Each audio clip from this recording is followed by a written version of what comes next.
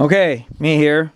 So, I almost don't know where to start. Everything about this vehicle is nasty.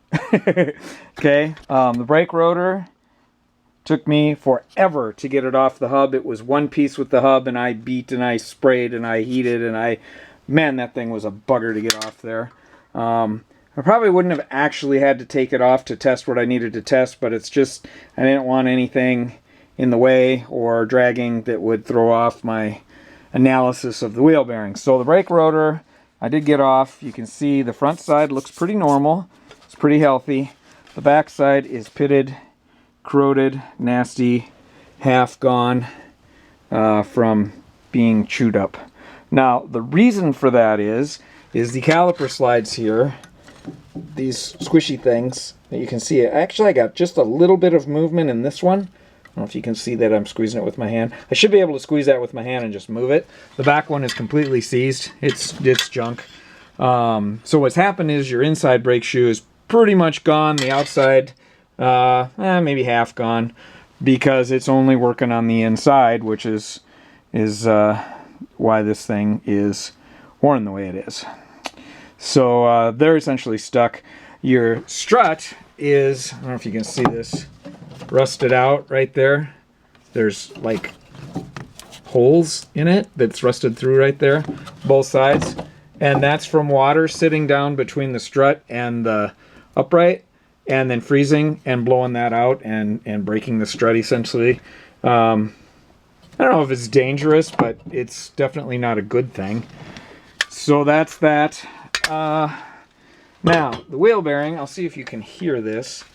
Let me see if I can get this with one hand. There is no question the wheel bearing is completely junk. So here, we'll see here.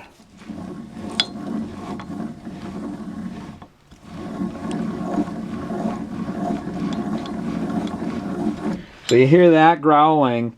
Where's the mic on this thing? Yeah, that should have picked up. I'll try it again here once.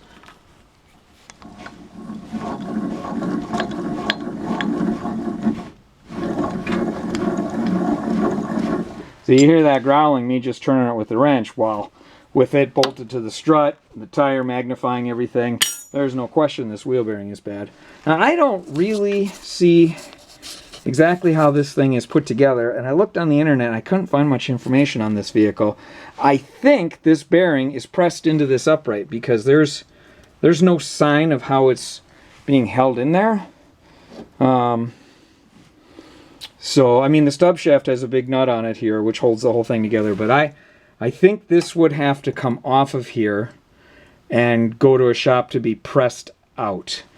And if getting that bearing out of there is anything at all like getting the rotor off, it would really suck. So, and then, of course, if you're going to take that all off, well, you know, I don't know, do you put the same tie rod end on? It's pretty wiggly. Do you put the same ball joint in? You know, I guess I probably would. I don't know that I'd fix it. This thing, you could easily spend hundreds and hundreds of dollars in parts in this thing, which I suppose would be cheaper than buying an HHR, but it's definitely a wheel bearing, and it definitely needs some brake work. And like I say, I don't know. I guess I would drive that. I guess it wouldn't. It's not the best, but I wouldn't let my daughter drive it. So there you go. That's the scoop.